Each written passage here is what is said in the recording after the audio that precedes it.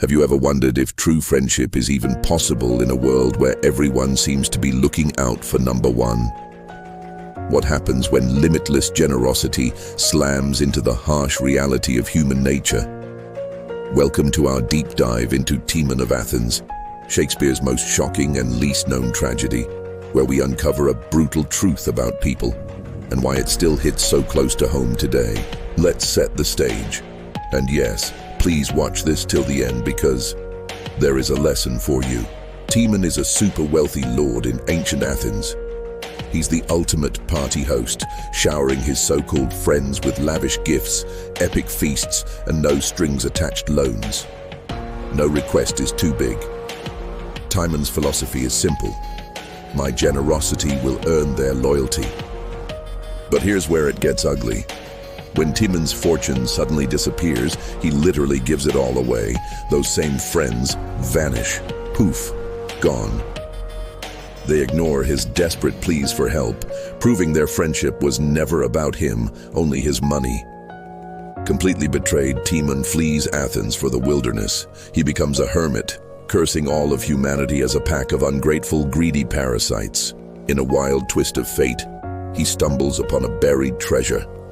But instead of rebuilding his life, he uses the gold to fund his enemies and sow chaos, dying alone in bitter isolation.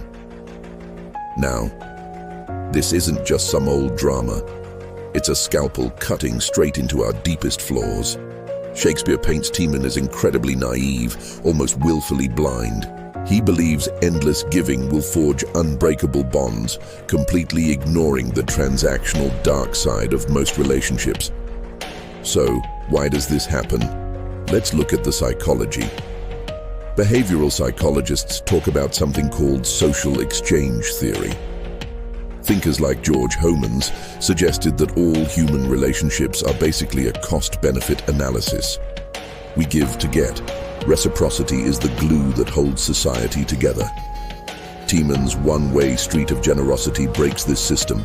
His friends just take and take, with no expectation of ever giving back, until the moment he needs them. When the benefits stop flowing, so does the loyalty. Ever heard the phrase that says, when days are dark, friends are few? It's like evolutionary psychology in action, survival of the self-interested. Biologist Robert Trivers called it reciprocal altruism. We help others only if it ultimately boosts our own chances of survival.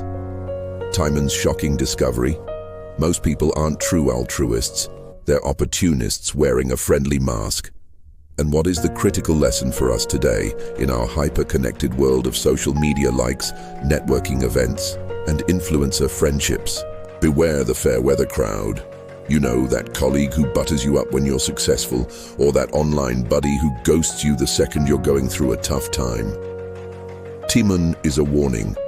Build your circle on shared values, not on transactions.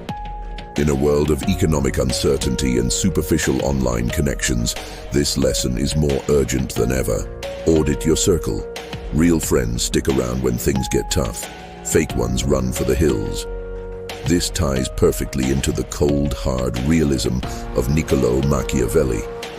In his famous book, The Prince, Machiavelli argued that it's better for a ruler to be feared than loved. Why? Because love is fickle. It's tied to benefits and disappears when it's no longer convenient. People, he wrote, are ungrateful, fickle, false, cowardly, covetous. Sound familiar? Timon's friends are the living embodiment of this. They were loyal only as long as they were profiting. Machiavelli would say Timon's big mistake was his strategy, or lack thereof. He advised calculated generosity, giving just enough to create a sense of obligation, not just giving from a pure heart. Timon poured out his wealth without a second thought and paid the ultimate price. In modern terms, he was like a CEO burning through cash on employee perks without any contracts, only to be shocked when everyone quits at the first sign of trouble. Timon failed to understand power. He inspired affection for what he gave, but never respect for who he was. Shocking, right? Timon of Athens isn't just an ancient tragedy. It's a mirror held up to our own selfish tendencies. So the next time you offer a helping hand, Ask yourself, is this a genuine connection, or is it just robbery in disguise?